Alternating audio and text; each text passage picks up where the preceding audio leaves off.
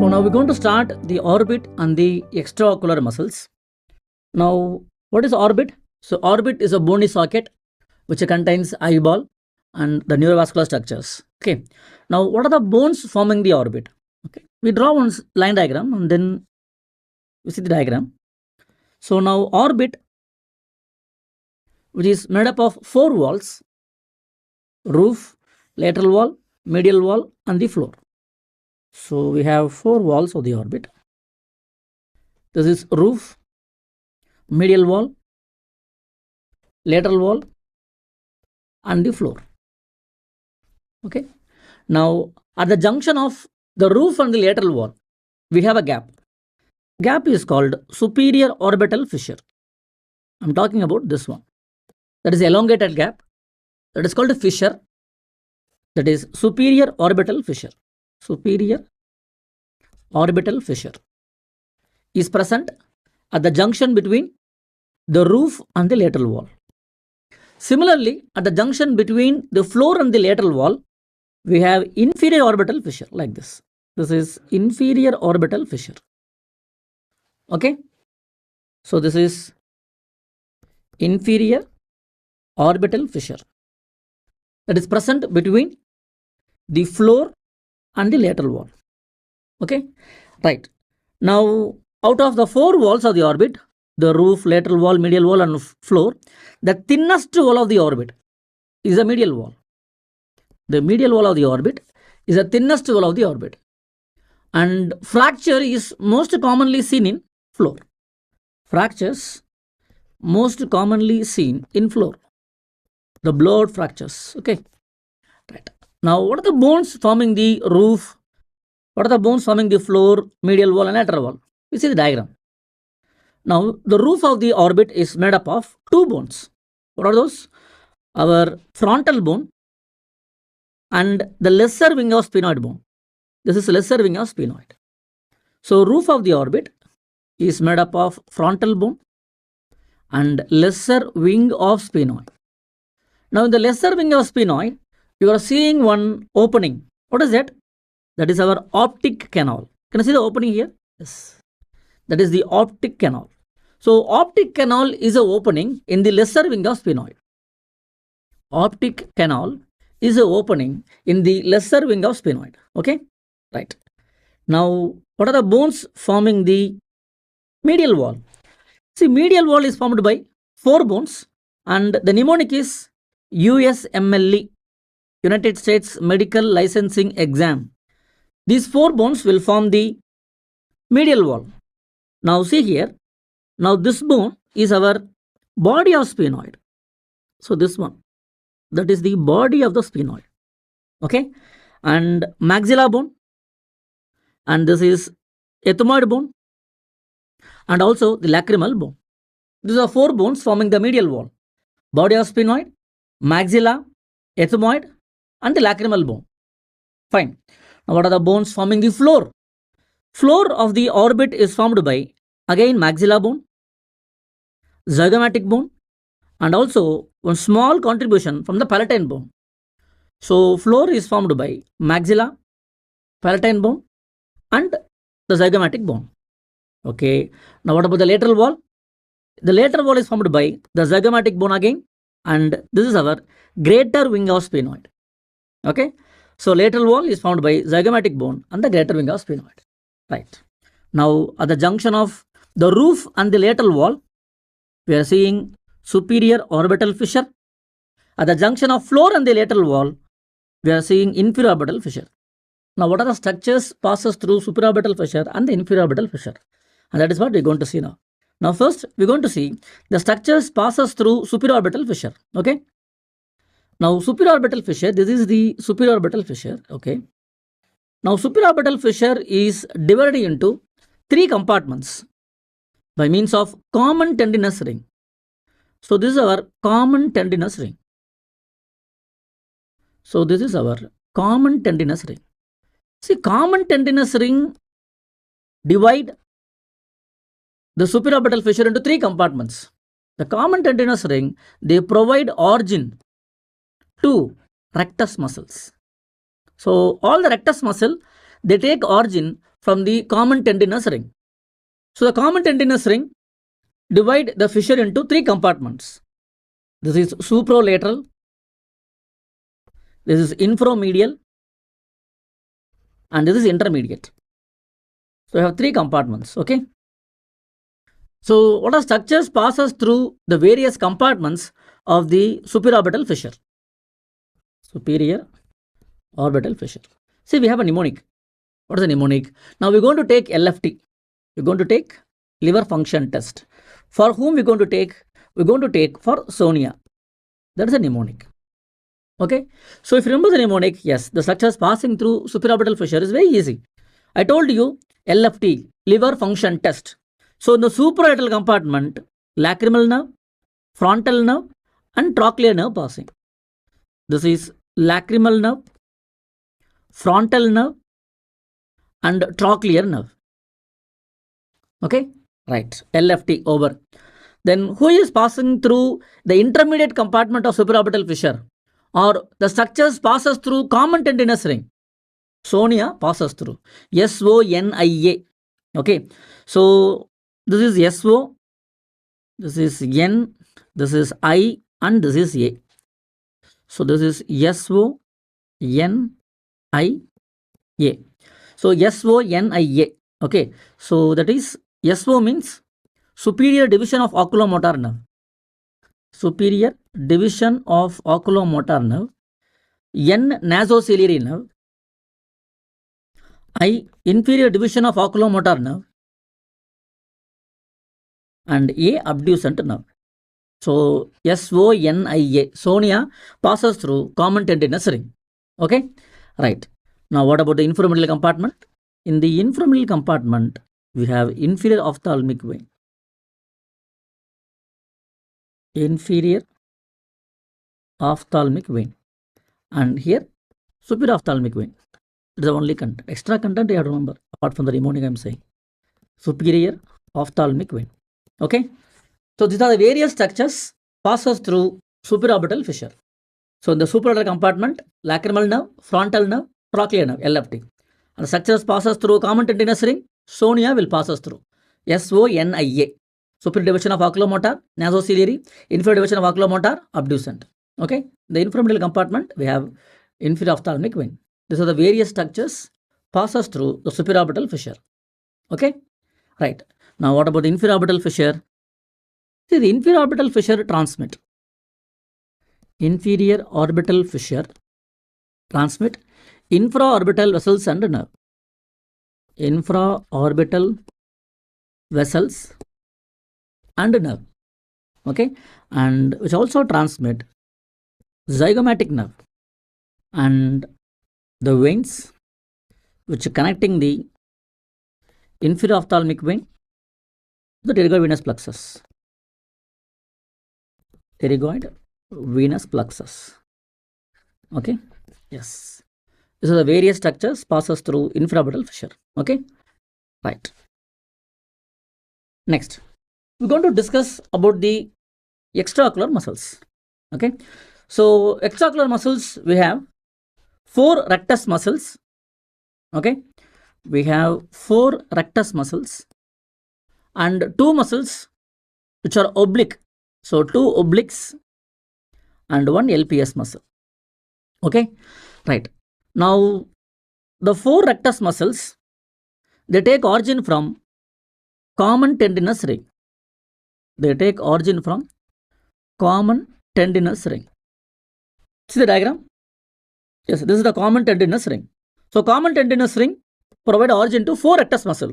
Above, superior rectus muscle, below, inferior rectus muscle, medially, medial rectus muscle, and laterally, lateral rectus muscle takes origin from the common tendinous ring. Right.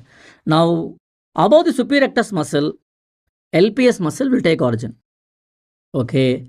And in the sphenoid bone, supramedial to optic canal, the superior oblique muscle takes origin. So superior oblique muscle takes origin from the sphenoid bone, and the exact location is, the origin point is supramedial to optic canal. Okay, supramedial to optic canal. Now we have inferior oblique muscle. Inferior oblique muscle, it is the only muscle arising from the floor of the orbit, from the maxilla bone. So inferior oblique muscle arises from here. That is the origin point of inferior oblique muscle. Okay. So inferior oblique muscle, which takes origin from the maxilla bone, from the floor of the orbit. Okay. The only muscle which takes origin from the floor of the orbit. Which muscle? Inferior oblique muscle. Okay. Right. So now we know the origin point for the extraocular muscles. Now one more point. Now the rectus muscles, the 4 rectus muscles, the attachment to the front of the equator. So they inserted anterior to the equator of the eyeball, in the front of equator of the eyeball. And the 2 oblique muscles which are inserted, which are attached, inserted behind the equator of the eyeball. Behind the equator of the eyeball. So why you have to know this, sir? To know the actions. The 4 rectus muscle attached in front of the equator of the eyeball, so they have an action similar to the name. So the action is similar to the name. What about the obliques? The obliques attached behind the equator and their action is opposite to the name. Action is opposite to the name. So this is very important. Okay. So rectus muscle, superior rectus muscle, move the eyeball superiorly, elevation of the eyeball. Inferior rectus muscle, move the eyeball inferiorly. Okay. Medial rectus muscle, move the eyeball medially, adduction. And the lateral rectus muscle, move the eyeball laterally, abduction. And what is the action of superior oblique muscle? Depression of the eyeball. What is the action of inferior oblique muscle? Elevation of the eyeball. Clear? Yes. So these are the some basic points about the extraocular muscles. Okay. Now see the diagram. Now in this diagram, yes, we remove the lateral rectus muscle and we are seeing the optic nerve. Okay, that is the optic nerve. Now between optic nerve and lateral rectus, we see the ciliary ganglion. Ciliary ganglion is present here, close to the apex of the orbit, between lateral rectus muscle and the optic nerve. Okay, we'll see later about ciliary ganglion, don't worry. Now diagram, yes, we are seeing the superior oblique muscle, okay, and the inferior oblique muscle, and there is superior rectus, inferior rectus, lateral rectus, and see this muscle, this is our medial rectus. Okay, right. So now we're going to draw the diagram and we're going to write the actions of these muscles. Okay, some line diagram. Now please write the heading. We're going to see the action of the superior rectus muscle and the inferior rectus muscle. Okay, right. So this is the eyeball and this is the equator of the eyeball. This is the equator of the eyeball and this is the visual axis. This is visual axis. Okay, and this is the common tendinous ring. So common tendinous ring, yes, it is giving the origin to the rectus muscles. Now for example, this is a medial side, say. This is lateral side, say. So medial side, we have medial rectus muscle, and in the lateral side, we have lateral rectus muscle. Okay, and this is the superior rectus muscle. This is superior rectus muscle, will be like this. Now exactly in the same plane below the eyeball, you see the inferior rectus muscle. Okay, so this is superior rectus muscle. Now the same plane below the eyeball, you will see inferior rectus. Okay, so now the superior rectus muscle and the inferior rectus muscle, they have a same angle. So we're going to draw the line along the axis of the muscle, and that line is the angle for superior rectus and the inferior rectus muscle. Okay, right. So this is our superior rectus muscle. I told you exactly in the same plane below the eyeball, you will see inferior rectus. So now we're going to draw the line. So this line is nothing but that is the angle for superior rectus and also the inferior rectus muscle.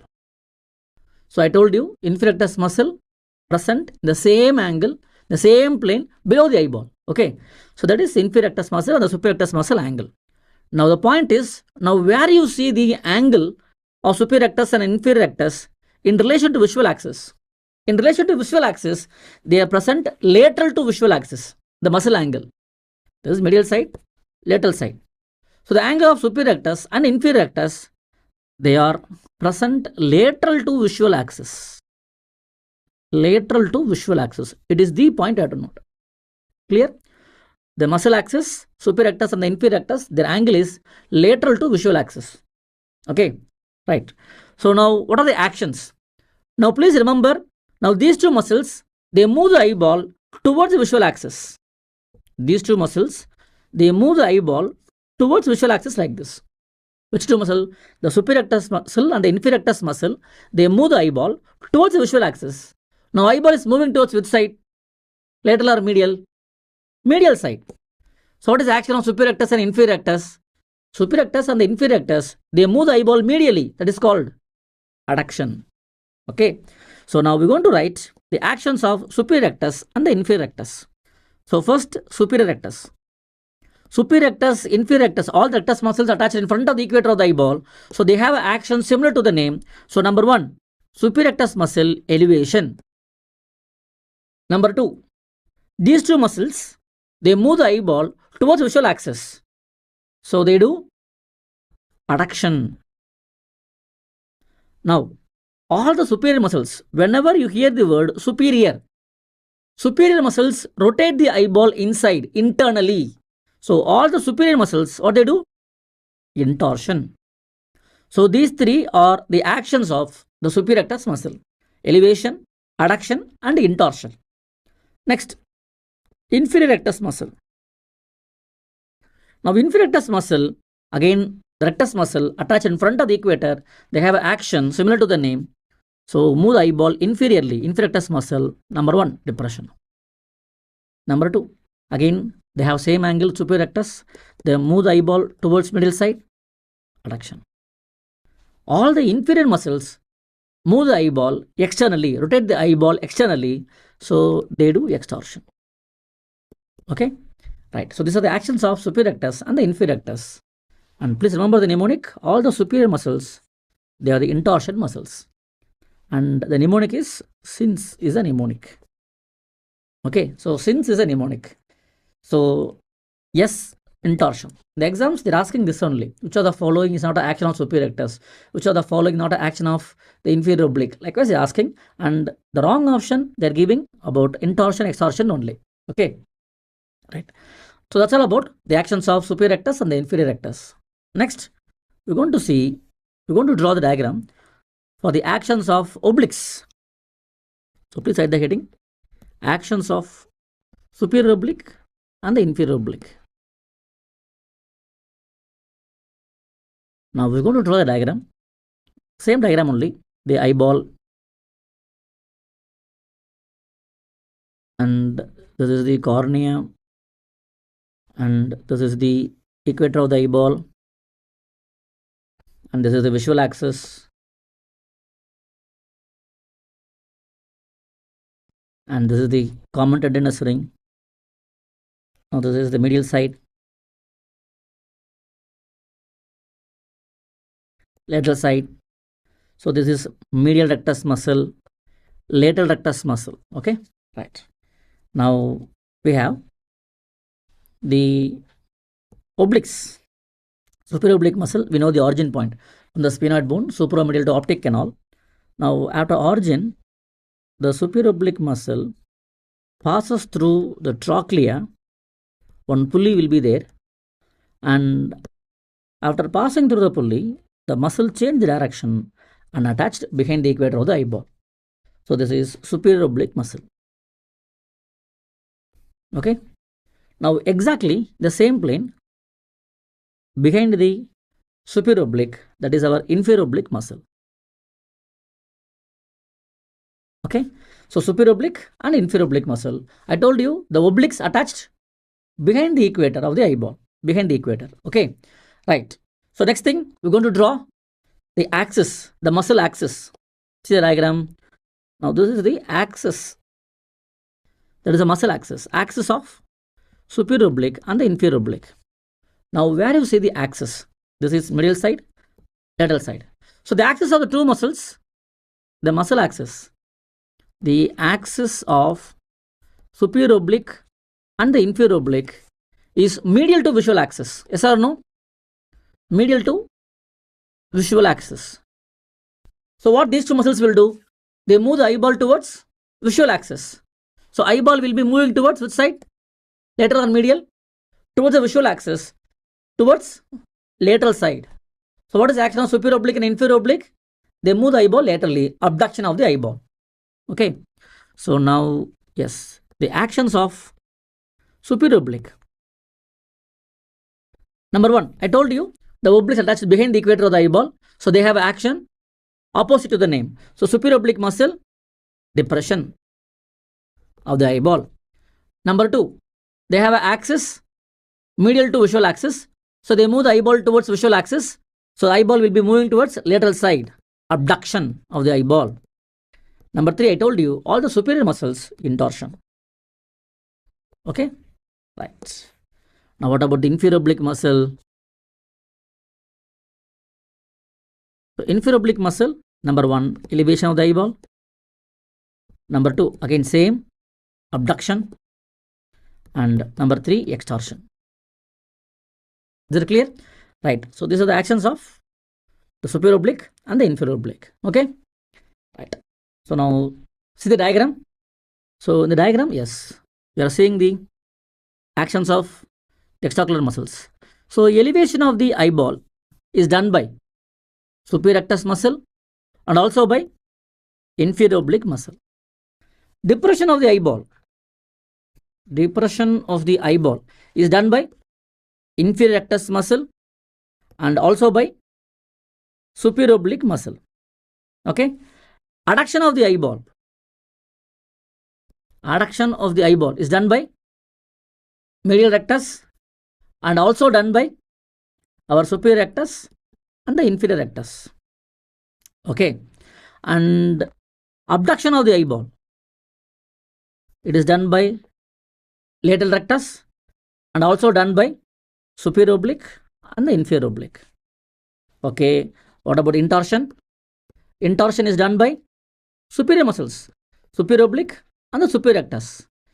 Extorsion is done by inferior oblique and the inferior rectus. Okay. Yes, these are the various actions of the extraocular muscles. Now the nerve supply. So nerve supply, again, I think you know this. The nerve supply of the extraocular muscles. All the extraocular muscles are supplied by third nerve, oculomotor nerve, except SO4 and LR6. So superior oblique is supplied by which nerve? Fourth nerve, trochlear nerve. And then lateral rectus supplied by sixth nerve, abducent nerve. So apart from this, the remaining all other muscles are supplied by oculomotor nerve, third nerve. Okay, right.